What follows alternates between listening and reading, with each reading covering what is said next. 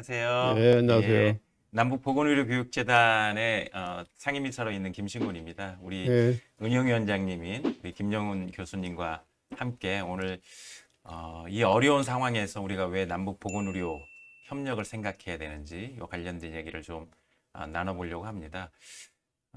은영위원장님 사실 뭐 남북관계가 지금처럼 안 좋았던 때가 많지는 않았던 것 같아요. 저희가 코로나가 우리 일상을 단절시키고 좀 회복하긴 했는데 그거보다 훨씬 더 단절된 남북관계 해법이 있을까 이런 고민을 하게 되는 좀 시기인 것 같습니다. 근데 이런 상황에서도 저희가 준비하고 또 계획을 해야겠죠. 왜 그렇게 해야 된다고 생각을 하시나요? 예, 참 어렵죠. 며칠 전에 남북 공동연락사무소에 뭐 전화가 불통이다. 예, 이런 뉴스를 봤는데, 이제 그것도 불통이다. 예, 그래서 나는 이런 의료에, 남북 간의 의료인들은, 그런 핫라인이 있었어야 되고, 또 그건 아마 이제 국가 차원에서 한다면 민간 차원에서 의료인들은 뭔가 끈이 있어야 되는데 항상 너무 아쉽죠. 아직도 우리가 그걸 못 만들고 있는 거죠. 또 정치적으로 관계없이 우리 재단 뭐 목표는 교육이잖아요. 우리가 직접 가서 뭐 시혜를 베풀고 뭐 물건을 주고 의료 장비를 이렇게 베풀고 하는 것이 아니라 의료인들을 어떻게든 교육을 잘 시켜서 서로 정보 교환하고 그런 것이 우리 재단의 목표이잖아요. 새로운 어떻게 보면 창의적인 모델이죠, 이건 사실은. 그러니까 이럴 때 특히 우리가 이런 팬데믹 경험하면서 너무 각자도생했잖아요. 근데 앞으로는 또 다른 팬데믹이 이제 일상화될 때 의료인들은 적어도 이제는 디지털로 만날 수 있어야 된다. 또 하여튼 원격으로라도 만날 수 있어야 되고 또 서로 정보를 교환도 하고 그 모니터링 다 해도 이거 환자를 위해서 우리 주민들을 위해서 우리 각자의 삶을 위해서 의료인들이 참 이런 교류를 못하게 한 것이 너무 안타까웠다 이런 이야기가 나올 수 있도록 하려면 우리가 좀 더 준비를 해야 되겠다. 우리 재단이 할 일이 아닌가 싶습니다. 지금 말씀하신 것처럼 팬데믹 상황에서 저희가 사실은 인류가 함께 힘을 모았다면 이 팬데믹을 더 빨리 극복할 수 있었을 것이다. 이런 얘기들을 하고 있지 않습니까? 백신 불평등 얘기도 그렇고. 근데 남북 간에 사실 팬데믹이 우리가 먼저 경험했고 북한에도 작년 4월 5일 기점으로 해서 한 바퀴 돌고 간 걸로 보이는데 말씀 주신 것처럼 그와 관련된 협력들, 소통들 전혀 없었거든요. 근데 앞으로 또 팬데믹이 또 다른 방식으로 올 때 이런 부분을 준비하는 거는 그냥 북한을 돕는다는 차원이 아니라 우리를 위해서도 꼭 필요한 부분 아닐까요? 그렇죠. 예. 네. 사실 우리 인류 역사는 질병과 싸워온 역사잖아요. 또 그 질병을 잘 우리가 퇴치를 못해서 완전히 민족이 지구상에 없어진 민족도 있어요. 그래서 이런 것이 반복되고 역사를 통해서 우리가 배워야죠. 이렇게 각자 도생, 각자 살기를 당장은 그렇게 해서 살아갈 수 있을지 몰라도 이런 좀 더 강한 팬데믹이 온다. 그럴 때 서로 협력하고 더더욱이 우리가 이 좁은 땅이잖아요. 공기와 물 다 우리가 공유할 수밖에 없는데 적어도 의료인들 간에 소통이 없다? 저는 참 의료인 한 사람으로 그런 끈을 만들고 있지 못한 거에 대해서 너무 안타깝고 저는 이것도 역시 정치적으로 서로 이게 되면 될수록 더 악화되는데 오히려 이 가장 절망의 상태가 새로운 희망으로 만드는 반전의 기회가 될 수 있다. 저는 의료인들은 계속 이런 뭐 주장도 해야 되겠고 이런 필요성을 역설해야 된다고 해요. 그런 면에서 그거 누가 할 거냐 이거. 의사협회가 할 거냐. 그래서 저는 이런 재단이 우리가 힘은 적지만 꾸준히 계속 이런 생명의 끈 또 서로 공동 미래를 생각하면 우리 재단이 할 일이 많은 거죠. 이렇게 지금 말씀 주신 것처럼 사실 우리 정부도 인도적인 차원의 것, 보건의료는 우리가 문호를 열겠다 그러지만 사실은 정치적인 이슈 때문에 밀려 있는 거고요. 북한은 아예 이런 아젠다를 비본질적인 거다. 본질적인 거, 정치, 군사 아젠다를 우선적으로 해결하자. 이러면서 사실 양쪽 정부가 결과적으로는 보건의료에 대한 관심들, 보건의료의 교류협력에 관심들이 멀어지는 게 아닌가. 이게 참 어려운 것 같아요. 이런 정치적인 어려운 군사적인 격돌 상황에서 보건의료가 돌파구를 열 수 있을 거라고 생각하십니까? 동서독의 통일은 보건의료협정, 1974년에 보건의료협정이 마중물이 된 거죠. 우리 그 동서독의 통일이 우리에게 너무나 귀중한 교훈이죠. 그래서 그 과연 그 의료인들이 또 보건의료인들이 그렇게 어떻게 보면 인도적인 차원에서 하는 정도라고 하지 말고, 이것이 서로의 삶, 또 이 건강한 한반도를 물려주기 위해서, 또 앞으로 우리가 통일을 위해서는 서로 교류가 먼저 해야 되잖아요. 그런 면에서는 저는 더더욱 팬데믹이 우리한테 주는 메시지를 우리가 잘 읽어야 된다고 봐요. 그래서 핫라인을 개발하자. 또 우리가 그 줌이든 뭐든 우리가 비대면으로 만나기도 하는데, 매우 중요한 정보를 서로 이렇게 해서 환자를 살릴 수 있는 정보를 남북 간의 의사들이 보건의료인들이 나누는 모습을 나는 정치인들에게 보여주고 싶어요. 네. 보여줘야 된다고 봐요. 네. 이 말씀 주신 것처럼 사실 독일에서 동서독의 보건의료 협정이 74년도에 만들어졌고요. 그로부터 1년 후인 75년도에 독일의 소위 동서독 재난협정이 만들어졌거든요. 그러니까 그 보건의료 협정 16년 후에 통일이 사실 됐습니다.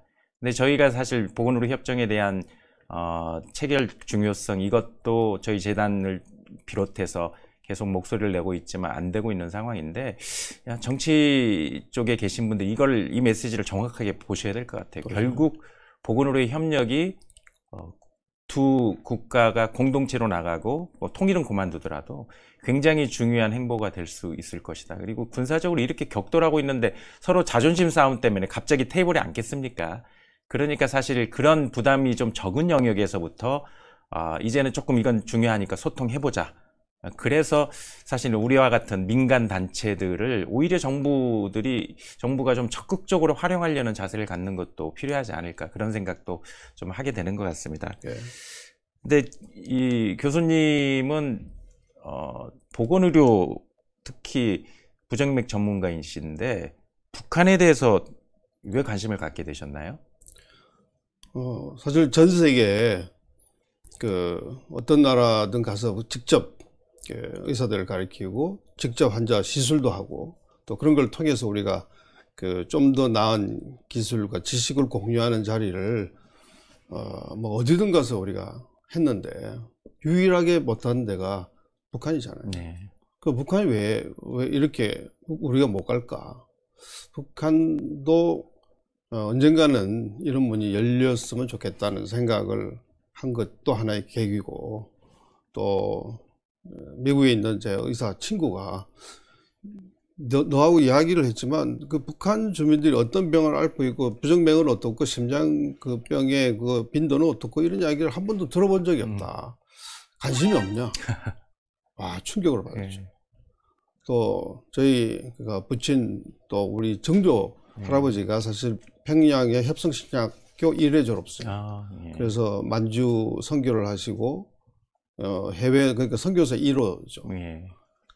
그리고 이제 서울과 평양을 오가시면서 선교를 하셨는데, 우리 대학에 또 우리 로제타 홀 여사님도 우리의 뿌리가 바로 그런 서양 선교, 또 지역을 불문하고 이 가장 못 사는 나라 이 조선의 땅에 와서 평양과 제물포 서울을 오가면서 하셨던 선교사들의 마음을 생각하면 북한 의료, 또 북한 주민들의 건강, 여기에 대한 관심을 갖는 것은 저는 너무나 당연한 거고, 거기에 대한 이제는 서로 깨우는 역할을 해야 되겠다, 이런 자각을 좀 한 거죠.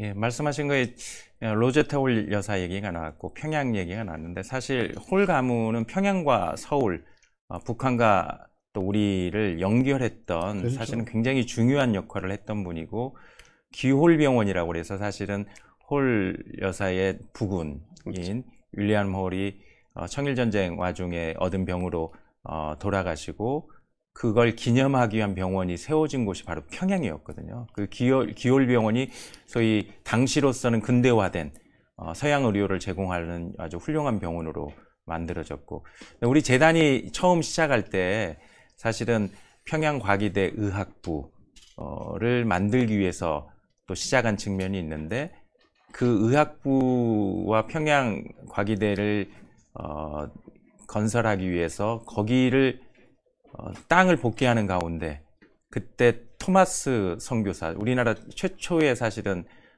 순교당한 선교사로 돼 있죠.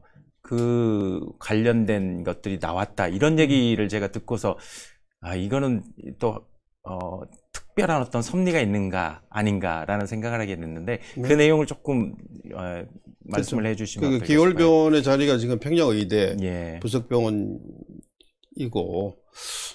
우리가 서양 의료를 그냥 받아서 우리도 그냥 그런 의료의 혜택을 받았다, 그렇게만 생각하지만 저는 그 선교사의 마음으로 가야 돼요. 누구도 가려하지 않는, 또 누구도 그렇게 그런 방식으로 하려 하지 않는 방법을 택해서 이 조선 땅에 와서 서양 의료, 그리고 생명 사랑, 또 환자 한 명 한 명에 대한 사랑, 이런 거를 그 온몸으로 그 실천에 보여주셨잖아요.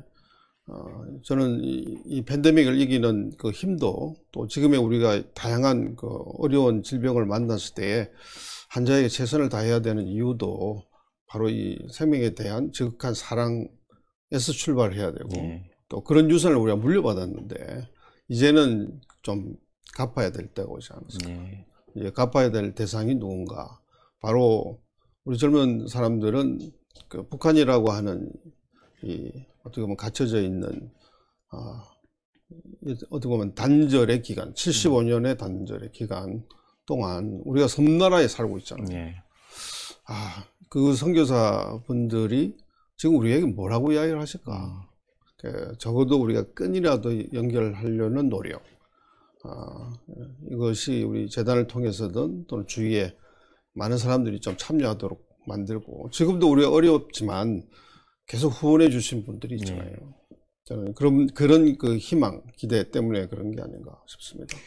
우리에게 복음을 소위 전하시고, 그 다음에 한국을 보건, 의료, 또 교육 측면에서 근대화 시키는데 아주 큰 역할을 하셨던 선교사님들의 마음, 그들이 조선 땅 한반도에 가졌던 마음을 우리가 이어받아야 되고, 그렇죠. 그리고 사실은 원조받던 나라에서 이제 원조하는 나라로 바뀌는 기적 같은 역사를 우리나라가 이루었는데, 이제는 정말 바로 우리 이웃 땅에 있는 아픈 우리의 이웃들에 대한 관심과 애정, 이런 것들을 잊지 말아야 된다는 그런 선교사의 마음을 또 읽을 수 있었습니다.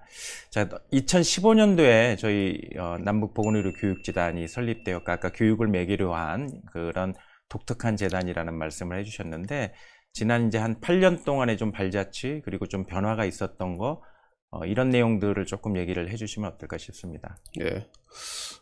결국은 그때 저희들이 자주 했던 말이 있어요. 그러니까 우리가 물고기를 잡아주지 말고 잡는 방법을 가르쳐줘서 북한의 보건 의료인들이 스스로 그분들의 눈으로 북한 보건 의료의 현실을 좀 잘 알게 하고, 또 방법을 찾아서 많은 북한 주민들의 건강을 찾아주는 역할을 하는데 우리 재단이 뒤에서 돕겠다. 또 그래야만 지속 가능하다. 그것이 우리 재단의 설립 이유잖아요. 그 이후에도 정치적으로 계속 이런 지뢰함, 다양한 우리 사건들이 있었고, 정치적으로 계속 또 지금도 미사일과 ICBM, 북핵, 이럴 때마다 우리는 점점 멀어져 가고 있죠. 또 그런 노력조차도 뭔가 저는 이 메아리가 없는 우리만의 소리인 것처럼 생각되지만, 그래도 우리가 이런 기간 동안 저는 남북 의학 용어 사전, 용어집을 만든다든지, 우리가 앞으로 서로 만났을 때에 이런 노력을 통해서 우리가 준비하고 있었다는 걸 보여주는, 또 젊은 사람들에게 이런, 왜 아까 이제 통일을 못하더니 통일을 우리가 꿈을 꿔야죠. 왜 통일 꿈을 꾸고 지금 그러려면 북한에 대한 지성을 높여야 돼. 좀 잘 알아야 뭘 우리가 같은 민족이라고 생각하고 동질성도 찾는 거니까 그런 토크 콘서트라든지 또 많은 젊은 사람들의 그런 경연 대회를 한다든지 또 북한에서 이탈한 우리 탈북민 의료인들 또 한국 땅에 정착하기 위해서 많은 어려움을 겪고 있는데 우리가 사실은 그분들은 매우 북한 주민들 내지는 의료를 볼 수 있는 매우 귀중한 창이죠. 그런 창을 통해서 어떻게 보면 먼저 온 통일이라고도 할 정도로 그분들을 통해서 우리가 북한 의료, 북한 주민들에게는 이런 병들이 우선이구나, 이런 병들이 주를 이루는구나, 이런 것들을 우리가 알게 되고 또 공부하게 되고 그럴 수 있는 시간, 준비하는 시간, 그리고 매년 우리가 후원의 밤이 있는 코로나 때문에 좀 우리가 주춤하긴 했지만, 그래서 이런 노력에 그 많은 분들이 동참해 주시고 해서 지금 지속적인 후원자들도 있고 또 그런 면에서 부족하지만 저는 코로나 이후에는 이제는 새로운 또 창의적인 모델을 우리가 개척해 나갈 수 있는 그런 어떤 기반들이 몇 년 동안 그래도 만들어지고 있지 않나 기대를 해봅니다. 그래서 교육재단이라는 특수성, 그래서 저희가 실제로 평양의 의학대학의 운영이나 발전에 기여할 수 있으면 좋겠다는 생각도 갖게 되고요. 또 교육과 관련된 실제로 부정맥과 관련해서도 그렇고 운영위원장님 그 부정맥의 또 전문가로서 외국에서 특히 경제적으로 어려운 로우인컴 컨트리 교육해 보신 경험들이 있잖아요. 이런 것들을 북한에다 전맥하는 방식, 이게 결국은 아까 말씀한 고기 잡는 방법을 가르쳐주는, 이와 관련된 좀 창의적인 그런 고민들도 하고 계실 것 같은데요. 그와 관련 생각을 조금 말씀을 그렇죠. 해주실까요? 그래서 제가 아시아 부정맥 학회에서 우리가 아마 전 세계에 이런 학회가 유일할 거예요. 왜냐하면 우리 아시아 태평양 지역은 너무 이 균형, 어떻게 보면 그 수준이 차이가 많이 나죠, 나라마다. 그래서 조금 더 앞서가 있는 나라들은 좀 부족하고, 여기에 그 환자들이 똑같은 이 시대를 살아가는데 부정맥으로 어떤 데는 옛날 4, 50년 시대에 그 치료를 받고 있다는 것은 말이 안 된다. 그래서 어떻게든 의료인들을 교육시켜야 되겠다. 그리고 직접 온사이트에서 트레이닝도 시켜야 되고, 그 의사들을 불러서 교육시키고 또 계속 지속 가능하도록 우리가 경제적인 지원도 하고, 우리가 좀 부족하지만 이제 폐기해야 될 장비인데 충분히 사이클이 가능하다라고 하면 또 보내기도 하고, 그래서 옛날에 없던 그런 인프라를 만들고, 그래서 그 분야에 새로운 붐을 만들고, 그래서 우리 한국이 사실은 캄보디아와 몽고하고 매칭이 돼 있어요. 그렇게 다 매칭을 해서 적어도 그 선진 하여튼 국가는 적어도 2개 이상의 나라하고 매칭을 시켜서 5년 후에 평가해서 상도 주고, 이런 프로그램을 제가 이제 주동이 돼서 하는데, 이런 면에서 이런 모델은 창의적이기도 하지만 북한 앞으로 의사들이나 의료인들을 교육시키는데도 매우 좋은 경험이 될 거라고 봐요. 근데 지금은 또 교류에 왔다 갔다 못하는 시대는 저는 온라인 내지는 디지털 플랫폼을 만들어서, 그래서 제 꿈은 사실은 전 세계 어디에 의료인이 있어도 이 플랫폼을 통해서 의료인들은 계속 배워야 된다. 그 배울 수 있는 배움의 장을 만들고, 그것도 북한을 위한 슬롯을 오픈시켜서 배우게 되면, 이런 게 하나의 한 분야에 이렇게 되면요, 그 다양한 분야의 의료 또 다른 보건 헬스케어 분야에 앞으로 또 다른 팬데믹의 방역이 얼마나 중요해요. 이 바이러스에 대한 실체에 대한 공유가 얼마나 중요해요.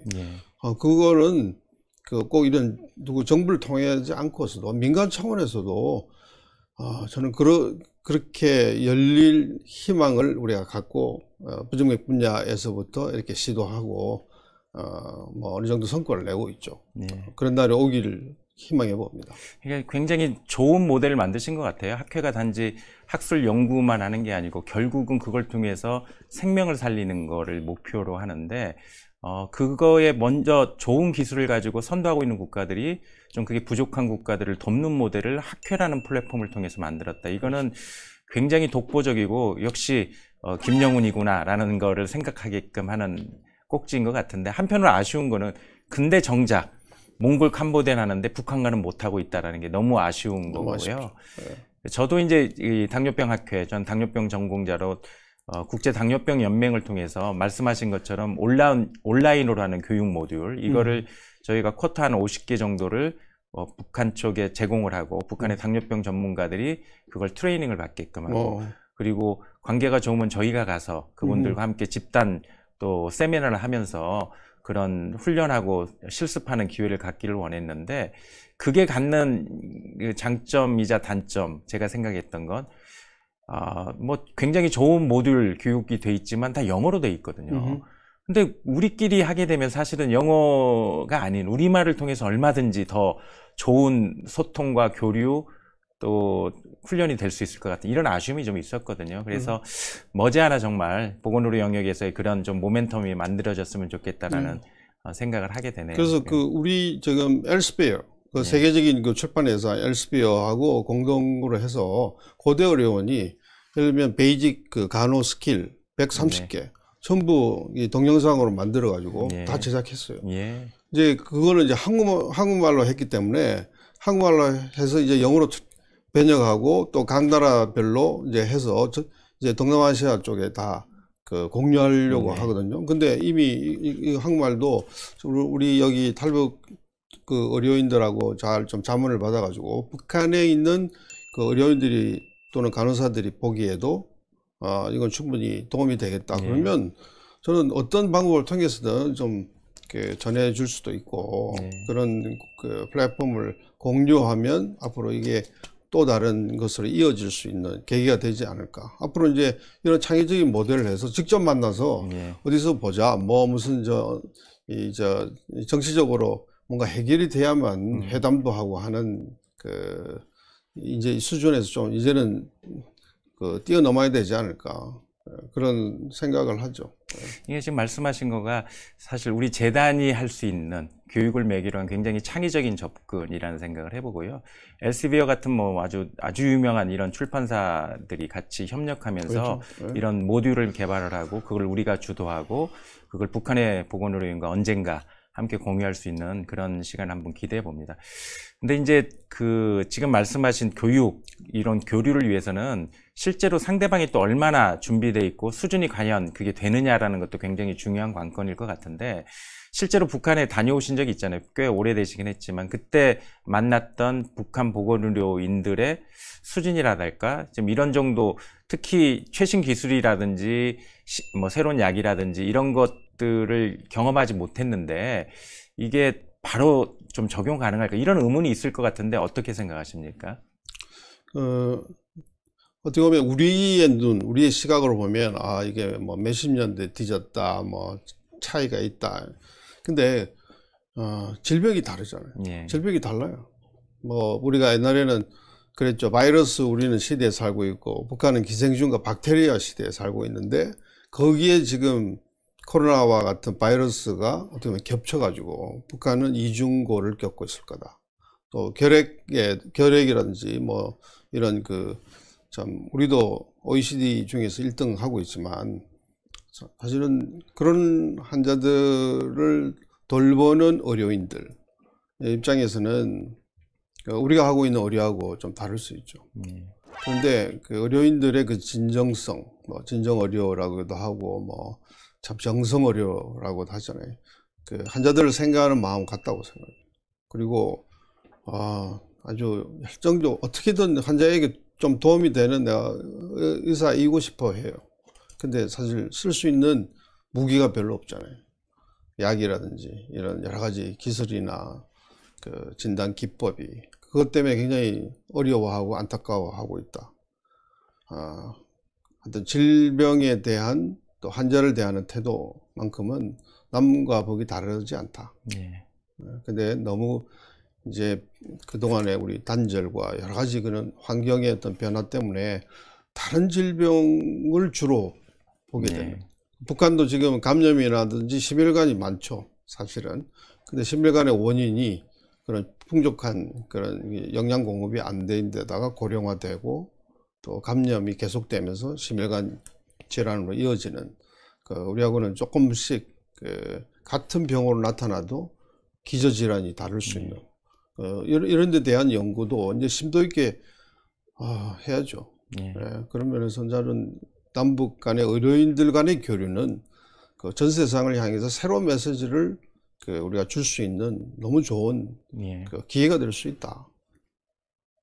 그러니까 북한의 보건의료인의 수준에 대해서 궁금해하시는 분들이 있더라고요. 근데 우리 보면은 지금 굉장히 공부 잘하는 친구들이 지나치게 잘하는 친구들이 의대에 오고 있는데 저희가 탈북 보건의료인들도 만나보고는 거기도 의대는 상당히 머리 좋은 친구들이 가는 곳으로 돼 있고 실제 북한에 가서 직접 교육을 해보신 분들의 경험을 보면 책을 주고 오면 다음에 방문했을 때 책을 다 외울 정도로 뭐 그렇게 얘기를 하시거든요. 그리고 저희가 만났던 탈북 의료인들도 굉장히 엑설런트하다라는 느낌이 드는, 그래서 말씀 주신 것처럼 다뤘던 질병 영역이 다르고 썼던 약이라든지 진단 기술이 없었던 게 제한점이어서 능력들이 좀 발휘되고 있지 못했던 측면이 있다. 이런 거가 사실 저희들이 만나게 되면 굉장히 빠른 시간 내에 극복 가능하다. 그러니까 보통 과거에는 30년 뭐 뒤져 있다 따라오려면 굉장히 힘들죠. 그런데 최근에는 소위 인공지능을 기반으로 한 4차 산업혁명의 기술들이 이 갭을 금방에 메꿀 수 있는 그런 좋은 툴들이 있어서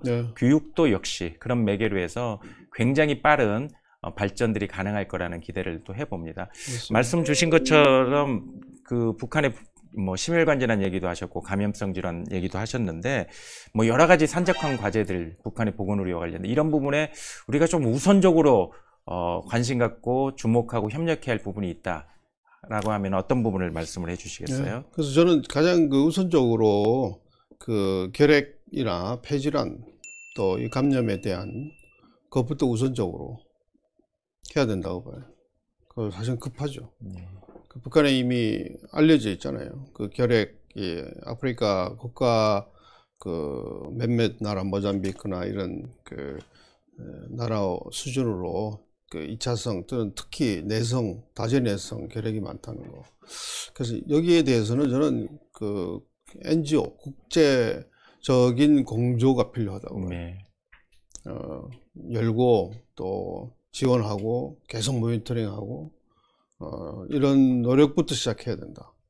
이제 뭐 결핵 치료하려면 영양도 있어야 되고 여러 가지 환경 또 다양한 그 인프라가 있어야 되기 때문에 그 간단한 문제는 아니지만 저는 당장 그리고 이제 서로 정보를 공유하는 노력.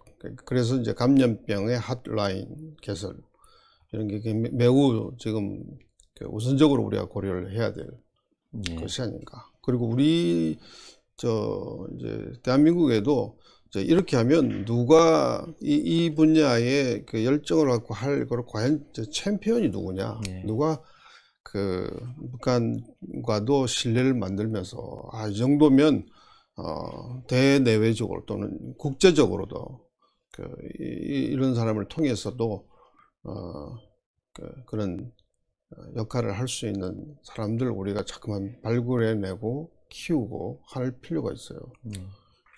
그리고 이제 각 대학이나 이제 어떻게 보면 그 재단이나 뭐 이런 걸 통해서 이제 산발적으로 뭐 이렇게 하려고 하는 노력, 그것 매우 중요하죠. 이제는 이제 컨트롤 타워도 좀 필요하고 우리 스스로에. 그래서 우선은 저는 결핵과 지금은 겪고 있는 만성 질환 또 우리 감염에 대한 또 전문가들의 그 어떻게 보면 핫라인 그리고 우리가 준비도 해야 되고 그것이 우선적으로 지금 해야 될 일이 아닌가 싶습니다. 우선성을 잘 지적해 주신 것 같고요. 저희가 팬데믹에서 사실 경험한 것처럼 바이러스나 세균이 DMZ가 있다고 못 넘어오는 게 아니지 않습니까?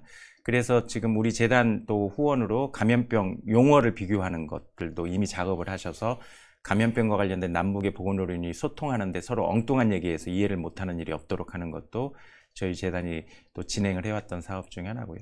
결핵에 주목하시는 것도 사실은 북한의 다재내성 결핵 그리고 13만 5천 명이라고는 굉장히 많은 결핵 환자가 있는가 하면 우리나라도 부끄럽게도 사실 OECD 국가 중에서 압도적으로 결핵 유병률이 높은 1등 국가이거든요. 부끄러운 거죠. 그렇죠? 그래서 이런 남북한이 말씀하셨던 것처럼 국제사회에 함께 한반도 결핵 퇴치벨트를 만들자 우리가. 그러면 사실 결핵이 창궐한 나라에서 결핵 해결에 굉장히 좋은 솔루션을 만들어내고 다재내성 결핵 해결에 굉장히 좋은 솔루션을 만들어내는 곳이 바로 한반도. 그러면 저희가 결핵이 창궐한 나라에서 전 세계 결핵 대치의 솔루션, 해법을 만들어내는 그런 곳이 되지 않을까라는 또 기대도 해봅니다. 잠깐 말씀 주셨지만 단기적으로 가장 시급한 거는 뭐 감염성 질환, 결핵 같은 거. 근데 지금 만성 질환 중에도 특히 심혈관 질환이 북한의 사망 원인의 1등으로 돼 있잖아요. 이것도 저희가 지속적으로 관심 갖고 협력하고 지속 가능한 솔루션을 좀 만들어내야 될 것 같은데 이에 대한 생각도 좀 나눠주실까요? 예. 참 이게 어떤 병이라도 국가 간 또는 그 어떤 사회 간 우리가 같은 공동 대처를 하면 그 센서스 그러니까 자료 공유가 네. 투명한 자료의 공유가 매우 중요해요. 근데 참 북한이라고 하는 특수한 그 국가 사회와의 그런 그 자료의 공유가 쉽지 않아서 네. 그 어떻게 보면 조금은 우리가 제한된 그 자료에 입각해서 추측도 많이 하고 그냥 하지만 앞으로 이제 AI 빅데이터 시대잖아요. 저는 이 AI 빅데이터에 우리도 이제 자료가 점점 뭐 신병원 자료 많이 쌓이고 하지만 저는 그 여기에 버려야 될 자료도 너무 많죠. 네. 또 그래서 지금부터라도 그런 그 우리가 레지스트리라든지 또는 코어트를 같이 만들어 나간다. 그 코어트 이거는 이제 서로 그 우리가 있는 것을 그대로 보여주는 거예요. 그 전 세계에 그런 자료 공유 없이 어떤 질병을 극복한 예가 없어요. 예, 그런 면에서는 한반도 그 심일간 그 공동 코어트를 만든다. 또 그러면서 우리가 지금 그 백신이나 이런 요새 뭐 심일간도 이제 백신 쪽으로도 그 예방을 하는 예. 식으로도 가는데 그러면서도 그 영양이라든지 라이프 스타일이라든지 이런 생활 습관 개선 플러스 우리가 꼭 필요한 약들을 같이 공유한다. 또 그냥 단순히 공유할 뿐만 아니라 또 북한과 그 남한 주민들의 약에 대한 내성이라든지 또 그 병이 진행되는 속도라든지 우리가 다양한 방법으로 그건 우리가 이제 측정이 가능하니까 저는 그 우리에게 새로운 뭔가 병에 대한 그 인사이트, 병에 대한 그 새로운 그 뭐 메시지 또 기전에 대한 이해를 하기 위해서 한반도라고 하는 아주 특수한 환경을 나는 대한민국의 심장학을 그 공부하는 사람들이 좀 창의적으로 관심을 가져야 된다. 여기에서만 매몰되어 있다가는 좋은 솔루션이 안 나온다는 거죠. 그래서 북한도 역시 질병을 극복하도록 만들어주면서 같이 같은 좋은 이웃이 되도록 만드는 거죠. 같은 아주 좋은 그 공동 연구자가 되도록 만들어주는 이런 노력들이 이제는 학계 차원에도 있어야 되고 우리 재단도 옆에서 도와주기도 하고 통일보건의료학회도 그렇고 그런 그 많은 그 뭐 여기에 관심 있는 분들이 좀 더 참여할 수 있는 그 열린 플랫폼을 만들어야 된다. 또 굉장히 중요한 말씀을 해주셨는데요. 만성질환 협력에 있어서도 저는 지금 어려워 보이지만 충분히 가치 있고 가능하다라는 생각을 하는 게 북한이 2021년도에 유엔에서 만든 SDG 지속 가능 개발과 관련된 VNR, Voluntary National Report, 국가의 자료들을 SDG와 관련해서 우리가 이런 통계가 있고 앞으로 이렇게 발전시키겠다고 하는 것을 직접 발표를 했거든요. 사실은 국제사회에 어떤 의미에서는 구애한 거예요. 이런 부분에서는 우리가 협력할 의지가 있다. 북한의 결핵 통계가 나오는 게 북한이 그걸 부끄러워할 수도 있지만 그걸 통해서 북한 결핵에 도움이 된다는 걸 확실히 깨달았기 때문에 결핵과 관련된 통계는 비교적 정확하게 나오거든요. 저는 심혈관 질환이 북한의 사람들의 생명을 앗아간 넘버원이라고 하고 북한이 국제사회의 자료들을 공개하기 시작했다고 한다면 이게 굉장히 중요한 협력의 꼭지가 될 수 있다라는 생각을 해봅니다. 당뇨병과 관련해서도 제가 2019년도 북한 갔을 때 자체적인 데이터를 발표를 했거든요. 근데 이게 자체 데이터뿐만 아니라 남북한이 동시에 하는 리지스트리 코어트를 만들 수 있다면 75년의 분단을 통해서 그렇죠. 저희가 환경이 달라졌지만 유전적으로 상당히 공유한데 이게 질병에 어떤 영향을 미치느냐, 특히 생활습관병에 어떤 영향을 미치느냐, 심혈관 질환에 어떤 영향을 미치느냐, 이거는 분단된 나라에서만 가능한 연구거든요. 네, 그래서 우리의 비극이지만 그런 비극적 유산이 오히려 전 세계 의료에 기여할 수 있는 희망의 자산이 될 수 그렇죠. 있다라는 생각을 해보게 되는 것 같아요. 저희 재단이 그러니까 각 학회에 또는 연구자들 또는 그 대한민국의 그 이런 각 분야의 그 최고의 명의들에게 그런 메시지를 주고 그런 필요성을 역설하고 또 우리가 같이 좀 머리를 맞댈 수 있는 그런 기회를 자꾸 만드는 것이 또 저희 재단의 역할이고, 그러다 보면 그 북한과의 공동 협력이 곧 뭐 전 세계 이 병을 앓고 있는 사람들에게 새로운 어떤 솔루션을 찾을 수 있는 기회가 될 수 있다. 그 북한도 기여하는 거예요. 그렇게 그 북한을 우리 그 이런 아카데믹 소사이티나 이런 메디컬 그 분야에 같이 좀 동참하도록 만드는 역할도 좀 지혜롭게 만들어야 된다. 그거 저는 좀 더 그 분야에 좀 더 진전이 있었으면 좋겠습니다. 특히 우리 김정은 운영위원장님은 뭐 부정맥의 세계적인 대가이고 글로벌 네트워킹도 굉장히 좋고 또 글로벌 그런 소사이어티를 리딩해 보신 경험이 있기 때문에 이 플랫폼을 기반으로 해서 북한을 같이 참여하게끔 만들다면 아까 말씀하신 그런 그림들이 가능해지지 않을까라는 생각을 해봅니다. 근데 이제 조금 개인적인 질문을 드려볼게요. 그래서 결국 이런 일들을 하시게 된 게 의사가 되었기 때문이시잖아요.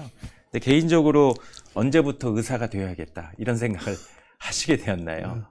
저희 어머님이 저희 선배 여기 서울여자의과대학을 다니시다가 6.25 때문에 학업을 계속 잊지를 못하시고 이제 항상 저한테 좀 나의 가업을 이었으면 좋겠다는 말씀을 많이 하셨죠.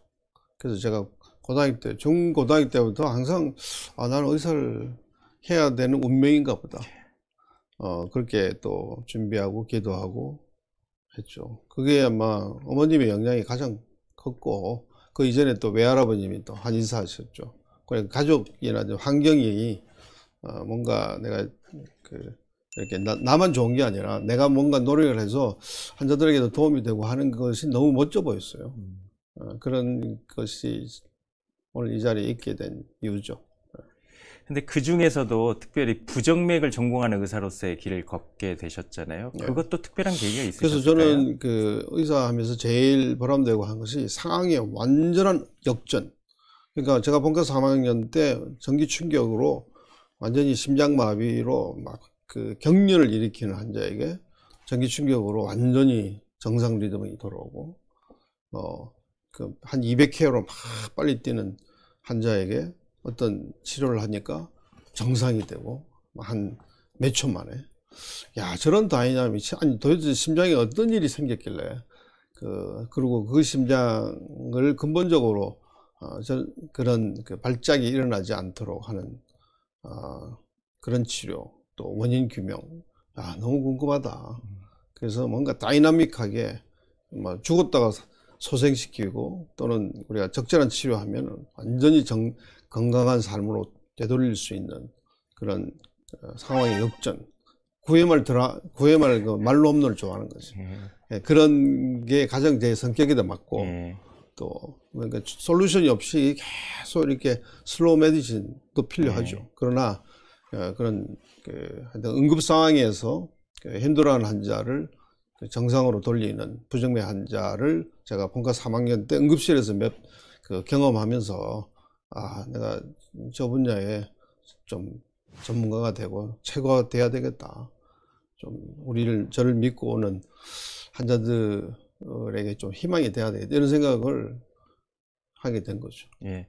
예, 딱 저는 이제 김정은 운영위원장님의 기질을 아니까 딱 맞는 선택을 저는 하셨다고 보고요.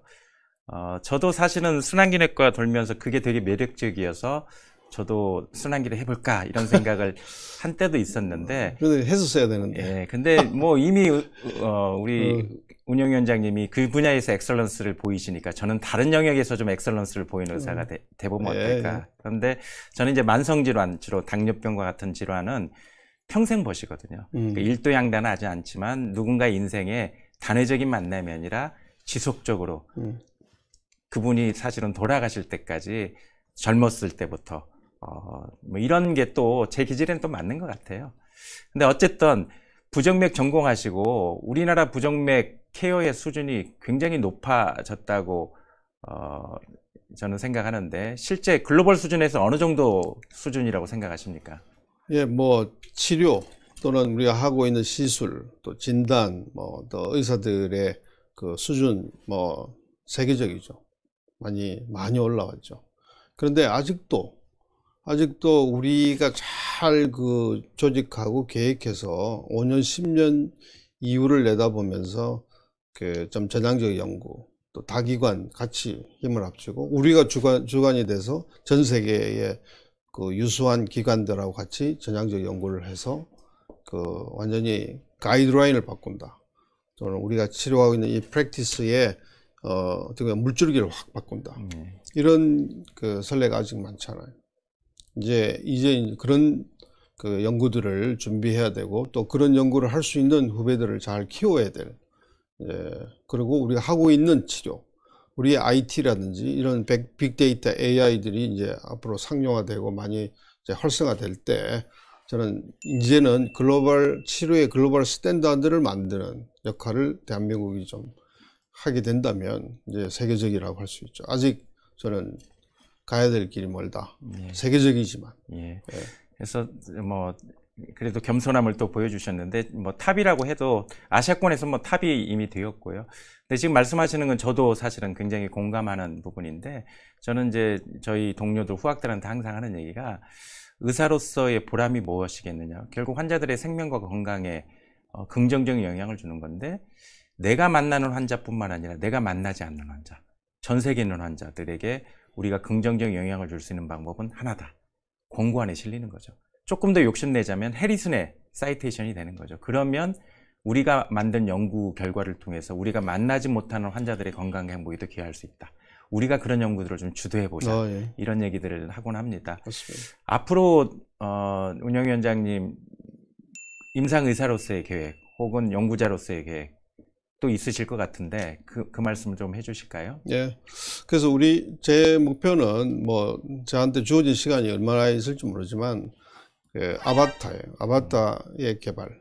그 환자에게 직접 시술이나 수술하는 게 아니고 똑같은 환자, 그러니까 빅데이터 기반으로 그 똑같은 아바타를 만들고 아바타에게 우리가 시술을 해서 가장 최고의 최적의 시술 방법을 만들고 그 시술 방법을 환자에게 적용하고 그건 저의 손이 아니더라도 저 캄보디아에 있는 우리 제자가 또 몽고에 있는 우리 제자가 그 시술법을 그 적용을 해도 똑같은 결과가 나오도록 만드는 그래서 스탠다드를 만드는 그런 연구를 위해서 지금도 일단 시작했고 목표입니다. 예. 왜냐하면 너무 시행착오를 많이 겪으면서 환자를 직접 테스트 베드로 썼잖아요. 우리 때는 이제는 그런 대신으로 환자에게 가장 최적의 치료법을 우리가 테스트할 수 있는 그런 기회가 있다는 것은 엄청난 의료의 엄청난 변혁이에요. 부정맥 분야에 그런 역할을 제가 하고 싶고 또 그런 거를 하려면 굉장히 많은 테크놀로지나 또 경험과 또 인프라들을 활용할 수 있어야 되고 그런 활용하는 모습들을 보기 위해서 전 세계에서 또 좀 부족한 나라에서 또 한국을 찾아서 공부하고 이런 일종의 그 허브가 되도록 하는 것이 목표죠. 예. 이게 디지털 트윈이 가능한 시대가 되었기 때문에 충분히 가능한 꿈이라고 저도 생각을 하고요. 결국 하이엔드 최고를 스탠다드를 만든다. 이건 엄청난 비전인 것 같으세요. 저희가 유엔에서 건강과 관련된 중요한 목표 중에 하나가 유니버셜 헬스 커버리지거든요. 그러니까 UHC라고 하는 거는 본인이 살고 있는 지역과 상관없이 본인의 경제적인 지불 능력과 상관없이 국가나 민족이나 성별과 상관없이 동일한 의료를 받을 수 있어야 한다는 거거든요. 근데 이런 하이 테크놀로지 이게 사실은 어디에 살고 있어도 또 지불 능력과 상관없이 적용되는 시대가 열린다면 아마 의학사에 있어서 새로운 쾌거를 이룬 그런 모멘텀으로 만들어지지 않을까 생각하고 또 기대하고 응원하게 됩니다. 이제 좀 오랜 시간 얘기했기 때문에 좀 마무리해야 될 것 같은데요. 제가 두 가지 질문만 좀 더 드려보고 싶어요. 어쨌든 남북보건의료교육재단이 이 어려운 상황에서도 보건의료에 관심 갖고 노력해오고 있는데, 일반인의 시각으로 보자면 북한이 얼마나 밉습니까? 그럼에도 불구하고 북한에 관심 갖고 우리가 뭔가를 해야 된다? 이게 별로 대중에게 어필을 못할 수 있을 것 같거든요. 그런 측면에서 한 말씀을 부탁드려 봅니다. 두 번째로는 이제 정부에 대한 건 제가 다시 질문을 드리겠습니다. 네. 근데 이제 조금 전에 말씀하신 것처럼 누구나 아프면 병원에 가서 제대로 된 치료, 그 시대에 가장 어떻게 보면 최선의 치료를 받을 수 있도록 만들어주는 것이 우리의 할 일이에요. 의료인의 할 일이죠. 근데 북한의 북한에 대해서는 많은 사람들이 전부 미사일 쏘고, 뭐, 북한은 뭐, 김정은 나와서 이제 하고, 뭐, 정치적으로 뉴클리어, 이제 이렇게만 다 하는데, 잊혀져 있는 것이 그 안에 살고 있는 주민들, 특히 병을 갖고 있는 북한 주민들, 환자들이죠. 우리와 같이 공기와 물과 이 환경을 공유할 수밖에 없는 이 남북한 강을 하나 두고 실책선을 하나 두고 우리가 선을 긋고 이렇게 살고 있는데, 그렇게 북한 주민들을 위해서 의료인들은 내가 앞으로 북한 주민들의 건강을 돌보는 역할을 내가 좀 해야 되겠다라는 생각을 저는 가져야 된다고 봐요. 그래서 아무리 밉더라도 누가 밉냐, 정권이나 그렇게 북한 주민들을 그런 기본적인 권리로부터 어떤 제대로 치료받을 수 있는 환경을 못 만들고 있는 그 정권이 미울 뿐이죠. 북한 주민들을 향한 마음, 또 저는 많은 종교, 특히 한국 교회는 북한 주민들을 위한 기도가 끊이지 않아야 된다고 봐요. 가족들을 위한 기도도 중요하지만 그런 것이 자꾸만 이제 축적이 되면 우리가 아직 뜨거워지지 않아서 이것이 저는 생명의 끈이 안 만들어지는 거 아닌가. 우리가 아직 우리도 똑같이 그냥 같이 미워하면 끝이죠. 그런데 북한 주민들을 봐야 된다. 또 너무 우리가 북한 주민들이 건강해야 우리도 건강하다, 건강한 한반도다라고 해서 북한 주민들을 우리가 건강해져야 되는 이유로서만 이야기하면 안 된다는 거예요. 저는 같이 생명이 연결되어 있잖아요. 또 내가 건강하려면 나하고 연결되어 있는 사람의 또 자연과 동물들의 건강이 중요하잖아요. 거기에 대한 인식을 저는 어릴 때부터 다시 시켜야 되고, 그래서 그거 쏘더라도 저 쏠 때마다 그 건강권이 얼마나 더 힘들어질까, 병원에 못 가는 환자들은 더 많아지지 않을까, 약을 제대로 먹을 수 있을까, 이런 고민을 대한민국에 살고 있는 의료인들은 한 번쯤 해야 된다는 거죠.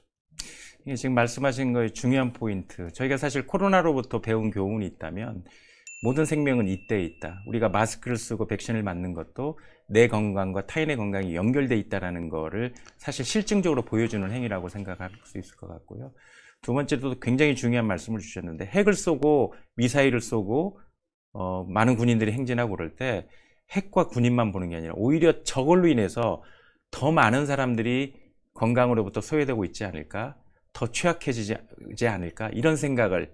그래서 물론 정치권이나 또 국방부나 이런 데서는 당연히 거기 더 주목해야 되겠지만, 특히 보건의료인 이런 사람들이라고 한다면 핵 대신에 의약품, 그렇죠. 식량에, 그리고 군인 대신에 북한의 일반 주민들, 특히 취약계층들에 좀 더 주목했으면 좋겠다라는 메시지가 다시 새롭게 다가옵니다. 마지막 질문인데요. 이 어려운 남북관계 속에서 정부 당국자들이 그럼에도 불구하고 보건의료를 통해서 뭔가를 좀 해보자, 이런 좀 제안을 주신다면 어떨까요? 예. 만일에 우리가 팬데믹 때 대한민국 한국 메이드 인 코리아의 백신이 있었다면 저는 상황이 달라진다고 봐요.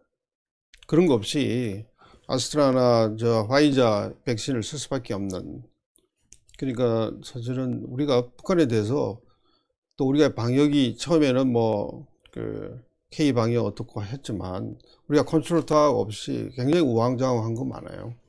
그 북한 나름대로 북한은 이미 통제된 사회잖아요. 그래서 저는 이 코로나 그 열악한 환경 속에서도 굉장히 잘 극복된 나라라고 봐요. 이미 이동이 적고 통제돼 있고 그런데 이제 다음에 팬데믹은 이런 방법으로 갈 수 없잖아요. 열어야죠. 서로 협력해야죠. 그러면 대한민국은 좀 더 창의적인 모델, 북한이 받아들일 수밖에 없는 그런 그 제안, 그리고 우리 그 전 세계인들이 같이 공유할 수 있는 진짜 좋은 백신 개발, 또 이런 방역의 모델을 만든다. 그리고 디지털 플랫폼을 이용해서 교육도 시킨다. 이런 분야가 보건 의료인들이 독자적으로 민간 차원에서 할 수 있도록 열어줘야 된다.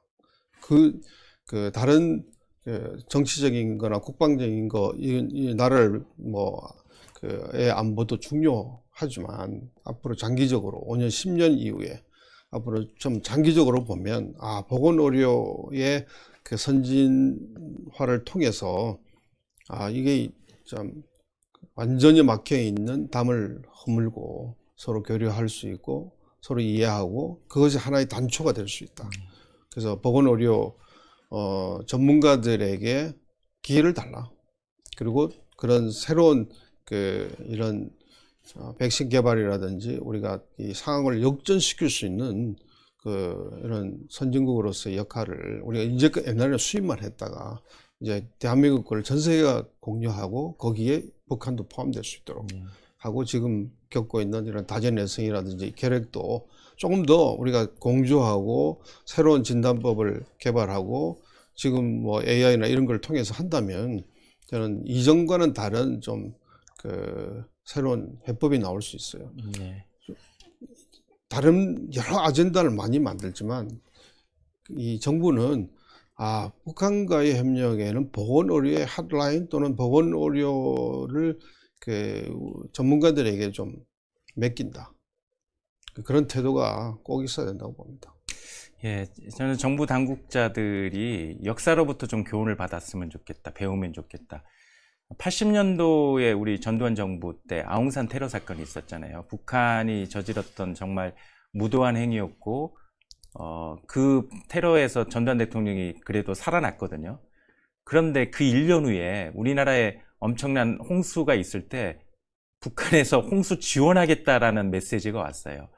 제가 만약 전두환 대통령 입장이었으면 이런 무도한 것들 이러고 사실은 더 붕괴했을 법한데 그걸 받아들였거든요.